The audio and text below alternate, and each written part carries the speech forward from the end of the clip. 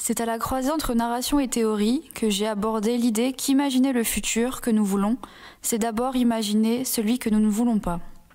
J'ai rédigé 3 nouvelles dystopiques, chacune accompagnée d'un apport théorique. La première nouvelle raconte un monde où la planète est surpeuplée et où le sacrifice humain résoudrait ce problème démographique. Puis je m'attarde sur la notion de dystopie et comment elle permet de prendre conscience d'un monde réel.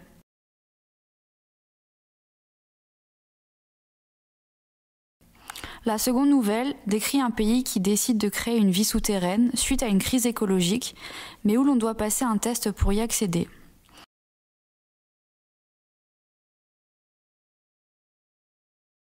J'explique ensuite qu'imaginer le futur n'est plus seulement la chasse gardée de la science-fiction, et qu'il faudrait sortir de cette machine divertissante pour voir plus loin et s'éloigner des clichés.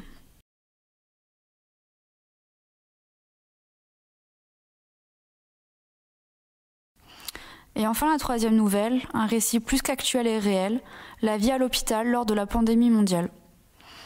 La force de la fiction permet de modeler le réel, elle est puissante, elle est un instrument de choix et un médium d'élaboration infinie de discours, d'images et de pensées. La fiction s'exporte à l'art, au design graphique, tout devient matière à se projeter, à se préoccuper et à imaginer. J'ajouterai que la crise de la Covid-19 aura fait prendre à cet écrit une direction qui n'était pas prévue, parce que bien sûr le futur peut être imaginé et anticipé, mais il ne peut être prédit. Ce n'est pas avec des si que nous referons le monde, mais nous pouvons en prendre conscience.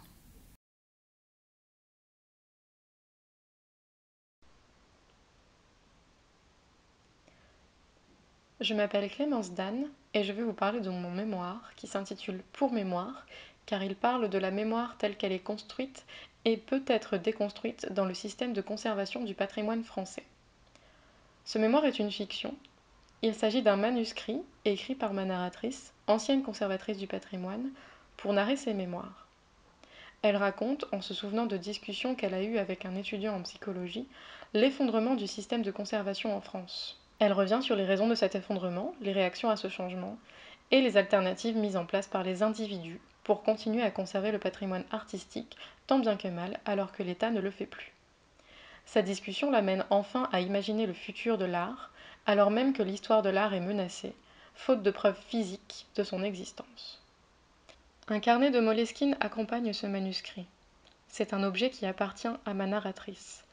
C'est un objet hybride composé de collages, prises de notes et dessins digital qui ont été matérialisés pour le bien de la transmission des informations. J'ai l'espoir d'avoir montré dans ce mémoire que les hommes seront toujours capables de transmettre la mémoire malgré l'absence physique ou l'altération de certaines archives. L'écriture m'a permis de me rendre compte que je voulais continuer à raconter des histoires dans le cadre de mon projet de DNSEP. Je développe actuellement des pistes qui me permettront de raconter les histoires d'œuvres d'art disparues, arrachées à leur contexte, déplacées ou encore copiées. Raconter l'histoire de curiosités de la conservation qui sont parvenues jusqu'à nous par des biais alternatifs que ceux que nous connaissons dans l'histoire de la conservation patrimoniale.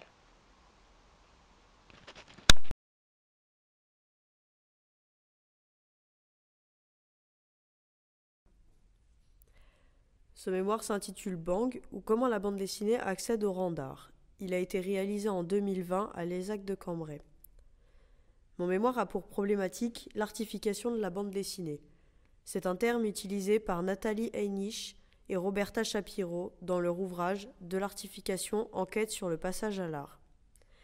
L'écrit est chronologique et retrace une histoire personnelle de la bande dessinée et son ascension au rang d'art. J'y aborde les prémices de la bande dessinée, notamment les estampes dans mon avant-propos, mais également son évolution des journaux pour la jeunesse avec la première partie jusqu'à une pratique plus alternative avec la partie bande dessinée et ses formes. Cette histoire se base sur des pays au fort patrimoine bande dessinée, comme les États-Unis, la Belgique, mais plus particulièrement la France. C'est de France que viennent une grande partie de mes connaissances. C'est aussi un pays légèrement en retard sur l'évolution de la bande dessinée.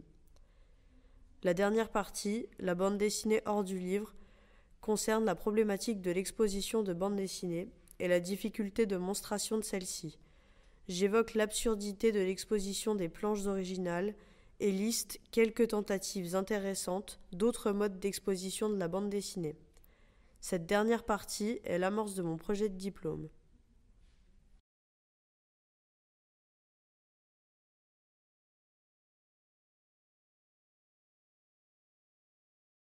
Célébration du multiple qui se présente comme un magazine s'interroge sur la notion d'identité culturelle africaine et noire à l'ère de la mondialisation.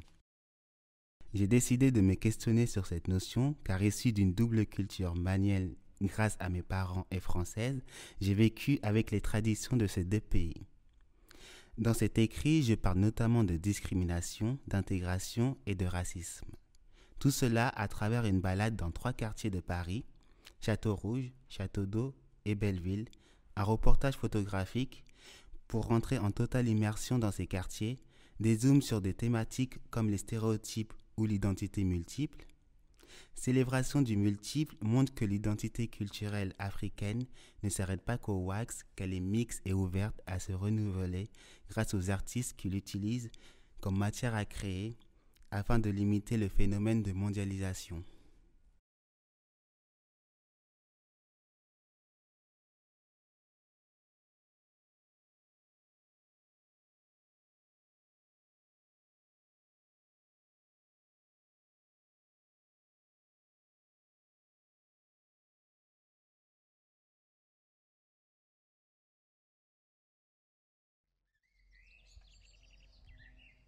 Chaque voyage a une histoire, un parcours rêvé, un désir de dépaysement avivé par l'attente.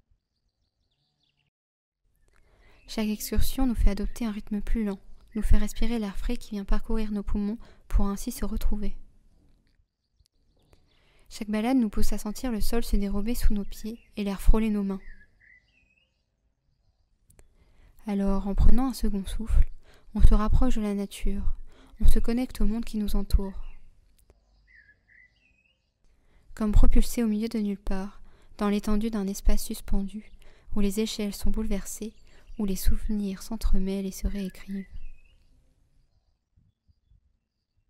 Surgissent dans ma tête ces bouts de paysage, ces territoires, ces parcours et ces déambulations.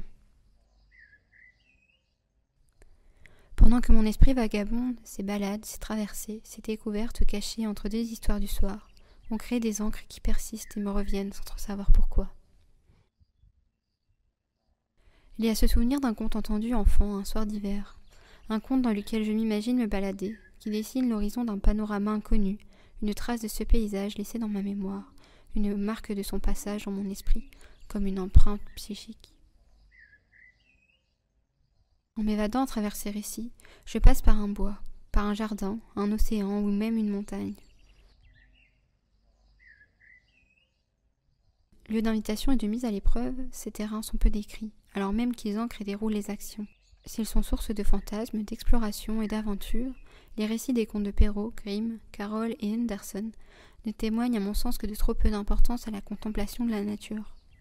Alors, pourquoi l'environnement dans lequel l'histoire s'ancre devrait-il être relégué au rang de décor, de terre hostile à toute flânerie ? Et si les contes ne racontaient pas que des histoires de loups ou de baisers magiques qui ramènent à la vie ?